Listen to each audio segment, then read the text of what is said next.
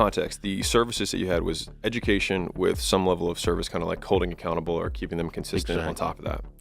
Which the reason that I was really intent on talking to you was that in the space that we're in today, and obviously the marketplace has changed a lot, you have an education business. How would you like $2,000 advice for free? So I'm going to give it to you. And this is advice that Dave Ramsey will charge you $2,000 for. Pay off your debts, don't buy things you can't afford, and believe in God. That's the basic advice that he always gives. And I want to show you sort of an interview that he did with Alex Hormozi, which is also a known scammer. And essentially, they describe the whole scam. So take a look for yourself. Context, the services that you had was education with some level of service, kind of like holding accountable or keeping them consistent on top of that. Which the reason that I was really intent on talking to you was that in the space that we're in today, and obviously the marketplace has changed a lot, you have an education business. And I would say that the vast majority of, quote, education businesses are not perceived as legitimate. How do you think you've been able to anchor in it? Like it's very... That's pretty impressive. It is. It's and it's incredible to be here because I really feel like I got a lot of my start watching you. And you were the one that really forged a path on YouTube before I even started. So seeing you do it first gave me almost the permission that, wow, maybe I could do it too. Yeah, and then the weird thing is I actually didn't forge anything. It was just YouTube versions of this show. It was just YouTube watching in while we do this show. That's all I did. And our YouTube team clipping that stuff up and running it around. But Graham got his real estate license at 18 years old. He sold over $130 million of residential real estate. He owns a bunch of real estate. I won't say how much. I happen to know. Okay, so I got my real estate license when I turned 18 too. 3 weeks after I turned 18 years old. My parents were in the business though. Yours weren't. What inspired you to get into the business? The truth is that I didn't have good grades in high school because I just wanted to work. And when I didn't get into college, I thought I have to do something for myself. I want to get into doing something where I could be my own boss. And I thought, well, I could just go into real estate. I get my real estate license. Clear that Ramsey Solutions is a legitimate business, obviously. But why do you think that so many of them are not perceived that way? Like what's the gap? What are people missing there? I honestly don't know. I know that in the financial world in general, and I think most of your listeners and you and I will agree to this, that there's a lot of us. I grew up in that world, and I'm a nerd by nature and got a degree in finance, for God's sakes. And so in other words, I thought the way to fix everything was with the math. And math treats the symptom, not the problem. And what our brand differentiator, and it may be the difference in what you're talking about as well, is that we did come to understand that it's a behavior problem. It's personal finance is 80% behavior, 20% head knowledge. I've said that 8 million times in 30 years.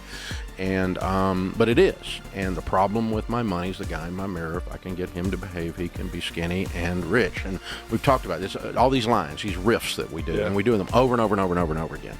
And but that's the differentiator. That's the thing that said, oh yeah.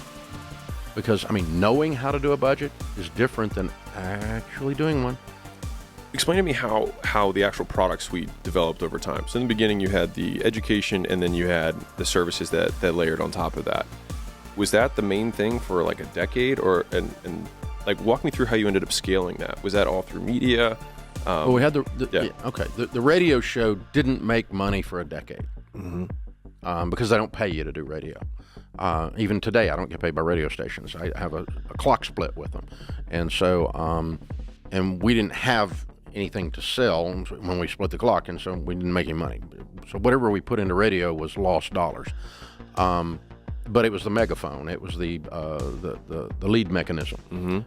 Okay, and so I started doing some speaking, and then I thought, well, hey, we could do like a little public event in town, because we were only on the air in one time. So we went on the radio and announced, and I think we had 100 people or something come out and paid us like $40 or something to sit for 3 hours or 5 hours or whatever it was and listen to me yammer in my hillbilly twang about getting out of debt. And so we had the live events started to develop. We had the little book, so we had a little bit of a publishing thing going, and we had the class itself, which is a long form. It's a combination of 12-step and curriculum, so to speak. And so radio, publishing, live events, those were the first, and what becomes Financial Peace University were the first element. Oh, and one-on-one coaching, one-on-one counseling, we called it in those days. So just want to make it really clear. The scam is upsell, upsell, upsell. To get you to come to scammy classes, to get you to come to scammy events, and they upsell you as much as they can. And essentially, they don't want you to actually solve your problems. They want you to keep signing up for more scammy classes, more scammy coaches, more scammy seminars. Keep the scams going as long as possible to maximize how much money they can get from you. We now call it financial coaching. So there's no confusion that we're not licensed therapists. Some people can't seem to, it's not clear, but anyway, coaching is hard to mess that up. So, so we do that. And each of those things grew at different rates. And so there were different times in the 30 years that Financial Peace University was bringing in the lion's share of the money. And then publishing would come up and pass it. Live events has pretty much always been a slightly profitable, but really good secondary lead source. Okay. So if you come to a live event, because you heard us on the radio, it's going down the funnel, the marketing funnel, so to speak, and then they might buy Financial Peace University, which is, a 9-week commitment and a higher, instead of a $20 event ticket, it's $80 to go through it or whatever. So we were working that, and there were always books on the back table too. So, and so once those things worked, and the book, and we had a New York Times, the book eventually evolved and was purchased by a publisher and became our first New York Times bestseller. Once that happened, and then we start doing we start getting more and more radio stations and doing more and more media. So instead of just doing the little local news guy, we actually, with the book tour the first time, got on the Today Show. And then that opened up something, and then pretty much been doing New York media for 25 years. Obviously all that's free, but it's lead generation. And so if I were to say this back to you, the radio station served as the big megaphone to gather attention and then point it in a direction. And one of the places you'd point it in the earlier days was the live events, which functioned a little bit as a conversion event for you guys from a business perspective. And then those people would get funneled into whatever was appropriate for their budget. Either they'd buy some books, or they'd buy the curriculum, or they'd buy the curriculum and some one-on-one counsel, one-on-one financial coaching.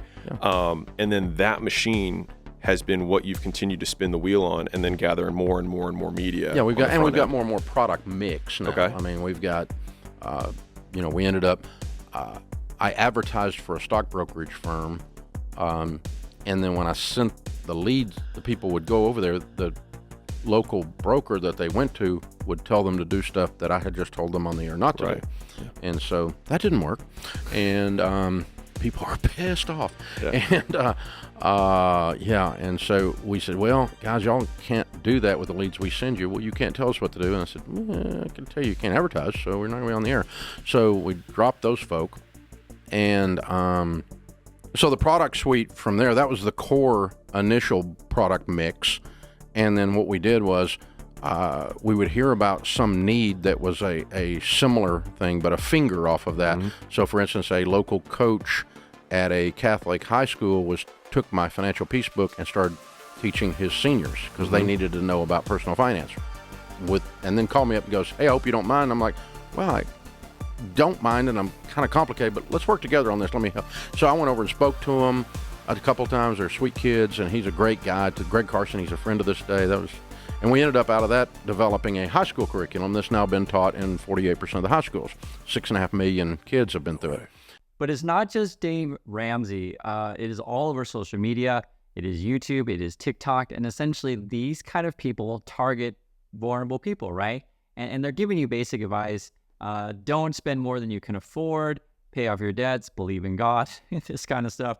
And they're charging you oodles of cash to do this. And they keep trying to get as much money as they can from you.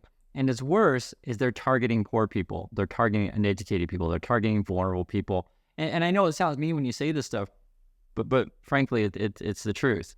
And I know it's really different. The messages I try to give you is, get job skills, get education, pay attention to the world, these kind of things. And I even give you Dave Ramsey's advice for free, right? Pay off your debts. Don't buy things you can't afford. Now, I don't necessarily say you have to believe in God. That is your own prerogative if you decide to or not. But Dave Ramsey, when he, added the religious stuff, which he does all the time, he's targeting a very clear group of people. So he described this whole scam right out for you. You can see it for yourself in his own words. I completely understand that many Dave Ramsey fans probably won't see this video. They'll probably get angry. They probably won't understand it. But it is what it is. I put this out just so you can get a perspective and you can hear from his own mouth. This is all a marketing campaign to sell you products or price scams and counseling services that you don't need. And I know people are going to get upset. I know Dave's show is entertaining. People call into the show and say, hey, Dave, I just bought a $40,000 pickup truck. My wife took the truck. She wants to get divorced. What do I do? And Dave's like, hey, sign up for my $2,000 class and we'll help you solve all your problems. And it's frustrating, but it is what it is. So anyway, I do appreciate your time. Love to hear your thoughts on this. And I'll catch you next video.